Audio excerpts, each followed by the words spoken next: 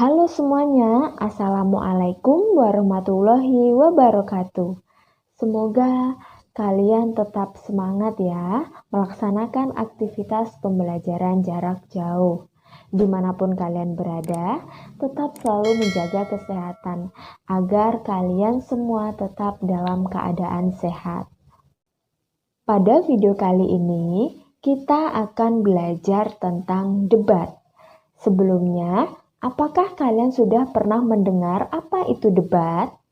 Ya, sebenarnya debat ini adalah kegiatan yang sudah tidak asing lagi bagi kalian. Karena dalam kehidupan kita sehari-hari, kita pasti menggunakan debat ini untuk mempertahankan suatu argumen atau pendapat kita.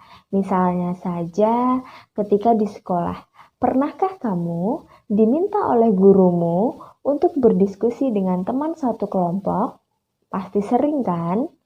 Nah, dalam diskusi pasti kita menemukan perbedaan pendapat antara kedua belah pihak.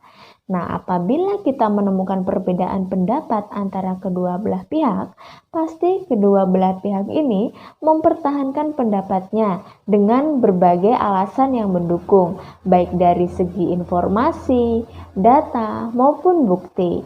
Sehingga perdebatan ini nanti menghasilkan suatu sudut pandang baru yang bisa disepakati bersama.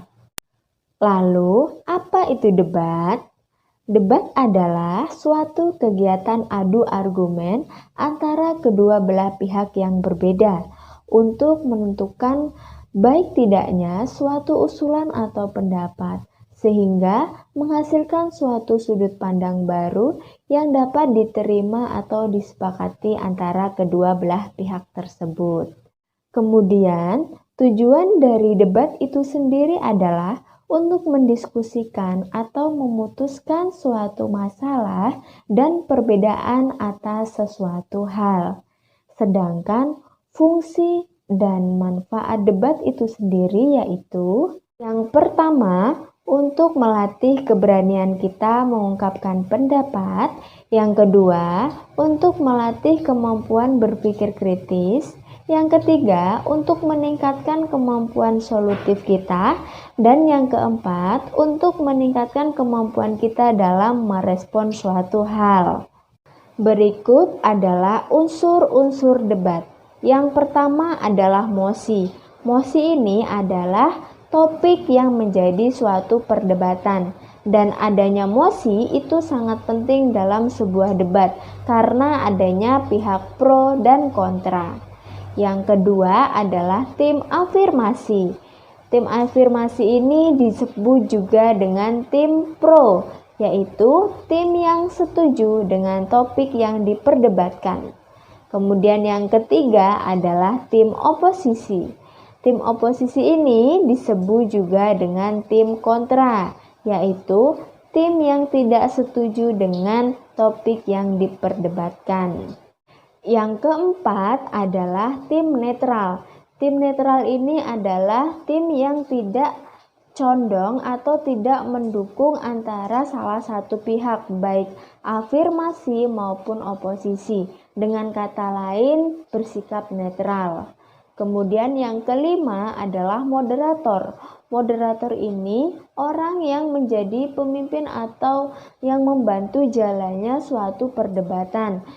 Dan tugasnya moderator ini untuk membacakan tata tertib, kemudian mengajukan pertanyaan, dan sebagai pihak yang menengahi antara perdebatan kedua belah pihak. Dan yang terakhir adalah penulis. Penulis ini tugasnya untuk mencatat hasil perdebatan atau kesimpulan dari hasil perdebatan. Selanjutnya adalah ragam bahasa yang digunakan dalam debat. Itu adalah ragam ilmiah yang harus memiliki ciri-ciri sebagai berikut. Yang pertama, harus sesuai dengan EYD atau ejaan yang disempurnakan.